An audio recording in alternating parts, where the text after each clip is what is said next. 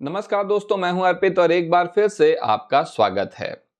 जब से उत्तर प्रदेश में समाजवादी पार्टी और कांग्रेस के बीच गठबंधन फाइनल हुआ है, सीटों का बंटवारा फाइनल हुआ है, तब से इंडिया गठबंधन के लिए लगातार अच्छी खबरें आती जा रही हैं। वहीं भारतीय जनता पार्टी में निराशा बढ़ती ही जा रही है और ये निराशा तब एक बार खुलकर सामने आ गई जब भारतीय जनता पार्टी ने अपने प्रत्याशियों की पहली लिस्ट जारी की। इस लिस्ट में कुल 195 प्रत्याशियों का नाम है, जिसमें से उत्तर प्रदेश में प्रधानमंत्री मोदी सहित 51 प्रत्याशी हैं।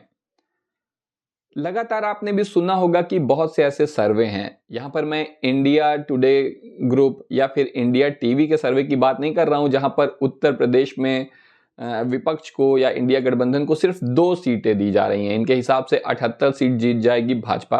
तो मैं ऐसे सर्वे की बात नहीं कर रहा हूं, गंभीर सर्वे जिसमें खुद आरएसएस का इंटरनल सर्वे भी शामिल है, जिसमें भारतीय जनता पार्टी को 200 सीटों तक सिमट जाने की बात हो रही है कि भाजपा 200 सीटों तक सिमट सकती है, हद से हद 250 तक जा सकती है। तो इस तरीके के सर्वे आ रहे हैं, भाजपा में निराशा का माहौल है और ये निराशा तब और स्पष्ट रूप से सामने आ गई जब से इनकी ये 195 प्रत्याशियों की लिस्ट आई है। प्रधानमंत्री मोदी के बारे में बार बार ये कहा जाता है कि पार्टी में पत्ता भी उनकी मर्जी से हिलता है। ऐसे में ये उम्मीद जताई जा रही थी कि एंटी इनकम्बेंसी से बचने के लिए प्रधानमंत्री मोदी बहुत सारे वर्तमान सांसदों के टिकट काट देंगे, क्योंकि पिछले 10 साल से भाजपा की ही सरकार है। लेकिन प्रधानमंत्री मोदी बगावत के डर से ऐसा कर नहीं पाए और उन्होंने ऐसे ऐसे लोगों को टिकट दे दिया, ऐसे ऐसे सांसदों को टिकट दे दिया जिन्हें खुद ही उम्मीद नहीं थी कि उन्हें टिकट मिलेगा। वो तो अपना बोरिया बिस्तर समेट कर जाने की तैयारी में थे।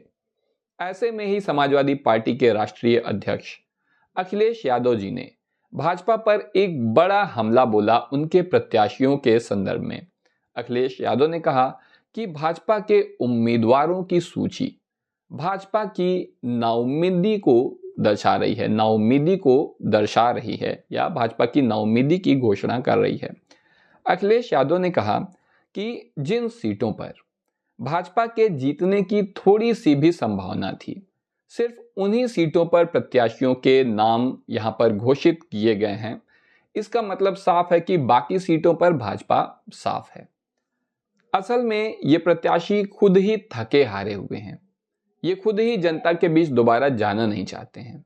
इसके पीछे वजह यह है कि देखो, जो लोग 5 साल कुछ करते ही नहीं है, कभी जनता के बीच जाते ही नहीं हैं, या फिर जिसने कुछ काम किया है तो केवल घोटाले किए हैं, ऐसे प्रत्याशियों का उद्देश्य यही होता है कि अच्छे पैसे कमाओ, एक बार किसी तरीके से सांसद बने हो तो, और फिर जाओ बाकी की जिंदगी मजे से काटो। तो ये ज्यादातर सांसद ऐसे थे जो खुद जनता के बीच दोबारा नहीं जाना चाहते थे। लेकिन अब पार्टी ने यहाँ पर नाम इनका आगे कर दिया है, तो चुनाव तो इन्हें लड़ना ही पड़ेगा। क्या पता फिर से किस्मत खुल जाए और किसी तरीके से मोदी नाम पर, ईवीएम के नाम पर या राम जी के नाम पर फिर से सांसद बन जाएं। लेकिन इस बार ऐसा कुछ होने वाला नहीं है। अखिलेश यादव ने आगे कहा कि बीजेपी ने उन्हें भी उम्मीदवार बना दिया जो बोरिया बिस्तर बांधकर निकलना चाहते थे। भाजपा कार्यकर्ताओं के बीच भी इस सूची के आने से गहरी हताशा है। ये बात बिल्कुल सच है, क्योंकि वो तो जानते ही हैं भाई, मोदी जी दिल्ली में बैठे हैं, अमित शाह दिल्ली में बैठे हैं, लेकिन जो भारतीय जनता पार्टी का कार्यकर्ता है वो तो अपने सांसद जी के कारनामों से अवगत ही है। वो तो जानता ही है कि जनता में इनके खिलाफ कितनी तेज हवा चल रही है, कितनी ज्यादा एंटी इनकम्बेंसी है, जनता कितनी ज्यादा नाराज है, इतनी ज्यादा महंगाई है, इतनी ज्यादा बेरोजगारी है, भ्रष्टाचार चरम पर है। ऐसे में पब्लिक का नाराज होना स्वाभाविक था।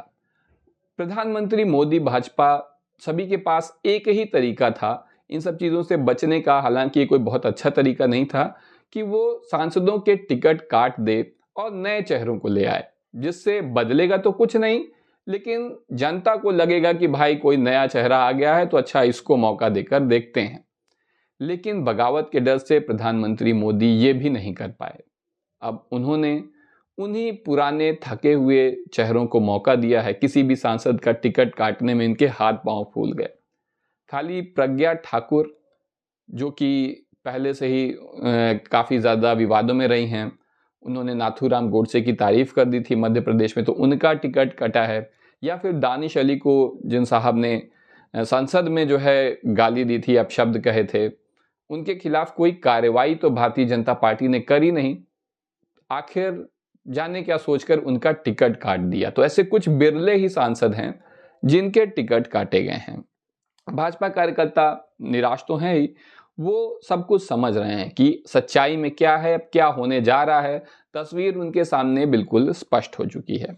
इसके अलावा जो युवा भाजपा से जुड़े हुए थे, जिन्हें उम्मीद थी कि उन्हें टिकट मिल जाएगा, क्योंकि भारतीय जनता पार्टी बहुत से युवाओं को, नए चेहरों को टिकट दे देती है, तो उन्हें उम्मीद थी कि उन्हें टिकट मिल जाएगा। और इस चक्कर में वो भारतीय जनता पार्टी के हर गलत काम का समर्थन कर रहे थे।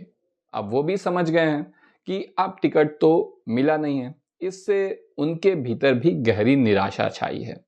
अब जब निराश होंगे तो क्या करेंगे कि निष्क्रिय हो जाएंगे। चुनाव में बस दिखावे के लिए थोड़ा बहुत गाड़ी लेके यहाँ वहाँ घूम लिए, और उस मेहनत से, उस शिद्दत से प्रचार अभियान में नहीं जुड़ेंगे, पार्टी के कार्यक्रमों में नहीं जुड़ेंगे, जिस मेहनत से इस समय समाजवादी पार्टी के कार्यकर्ता जुट रहे हैं, कांग्रेस के कार्यकर्ता जुट रहे हैं, या फिर बिहार में तेजस्वी यादव के कार्यकर्ता जुट रहे हैं। अभी आपने देखा पटना की रैली में 10 लाख से भी ज्यादा भीड़ उमड़ पड़ी।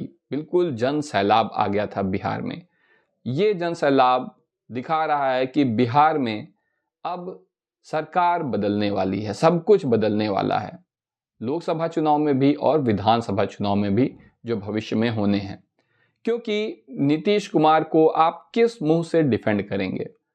और भारतीय जनता पार्टी के तो जो कारनामे हैं केंद्र में, राज्य में डबल इंजन की सरकार हर जगह पे, उसको डिफेंड करना जनता के बीच जाकर बहुत मुश्किल है। आप टीवी चैनल में पत्रकारों के बीच बैठ के कुछ भी उल्टा सीधा बोलकर वहां पर डिफेंड कर सकते हैं, लेकिन जब आप सड़क पर उतरेंगे, 4 लोगों के बीच में बात करनी होगी, तो सरकार को डिफेंड करना बहुत मुश्किल है।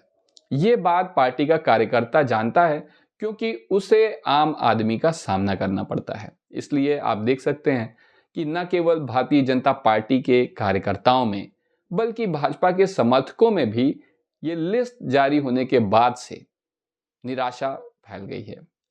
वो समझ रहे थे कि टिकट कट जाएगा, कुछ नए लोग आएंगे, कुछ नया कहने को होगा, कुछ नया सुनने को होगा। अब क्या नई बात करेंगे आप?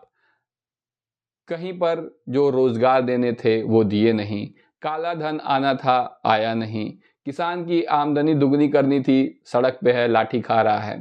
ठीक, कुछ भी तो नहीं हुआ, कुछ हुआ ही नहीं है।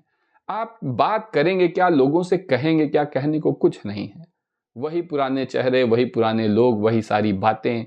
कब तक? राम मंदिर से अब कुछ होने वाला नहीं है। ये मुद्दा पूरी तरह से पुराना पड़ चुका है। राम मंदिर जो बनना था बन गया, जो होना था हो गया।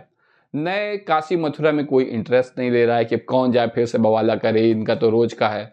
इसके बाद और 4 जगह उठा देंगे कि अब यहाँ पे बदल दिया जाए, वहाँ पे बदल दिया जाए। तो आने वाला समय अब बिल्कुल स्पष्ट हो गया है कि भारतीय जनता पार्टी का बुरा वक्त शुरू हो गया है। आपको क्या लगता है, लोकसभा चुनाव में भाजपा कितने सीटों पर जाएगी? मुझे कमेंट सेक्शन में ज़रूर बताइए। अभी के लिए बस इतना ही। धन्यवाद।